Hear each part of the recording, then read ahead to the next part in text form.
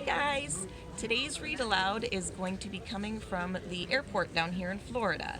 And I have a friend with us who's going to be reading, and Mr. Olin is running the camera, so bear with him.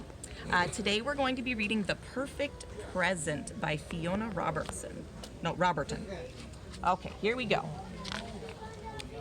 Chapter 1, the night before. Henry was too excited to sleep. He was thinking about the enormous pile of birthday presents waiting for him downstairs and trying to guess what Spot was going to give him. He was guessing in alphabetical order and was currently at T. Is it a trip for two to Timbuktu? No. A totem pole? No. A trampoline? No. Spot had actually bought Henry a fishing rod. Whenever they passed the window of Mr. Angling's shop for anglers, Henry would push his nose up against the window and gaze longingly at it. If only it was mine, he would sigh. Can you guys think of a birthday present you ever really, really wanted? Think about that as we read. Spot couldn't wait to see Henry's face when he opened it. It was going to be the perfect present. Chapter 2, The Surprise. Morning came and Spot and Henry raced downstairs. Henry ripped open all of his presents from his mom and his dad, his sister Olivia, and his uncles, aunts, and cousins. Drew's here. I don't know where Mike He was just about to open Spot's present when the doorbell rang.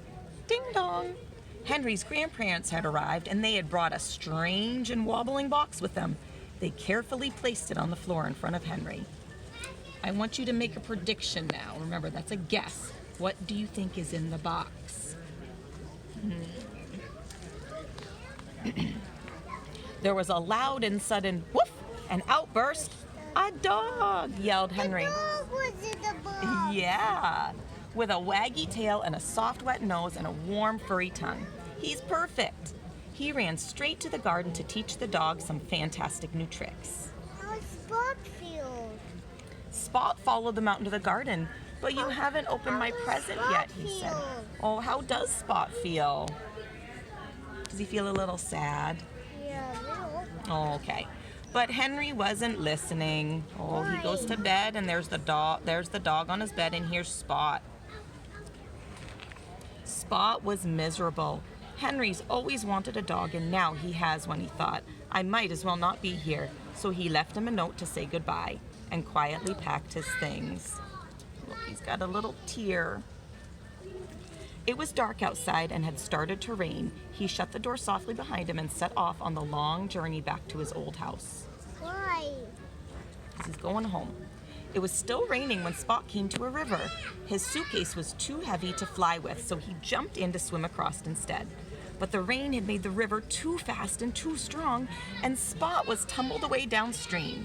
He desperately grabbed at the branches of a tree as the river swept him past, then clambered unsteadily to the top. The rain carried on raining and the river rose up to meet him. Spot was stuck and he didn't know what to do. And then there's a big crash of lightning. Chapter 3, The Rescue.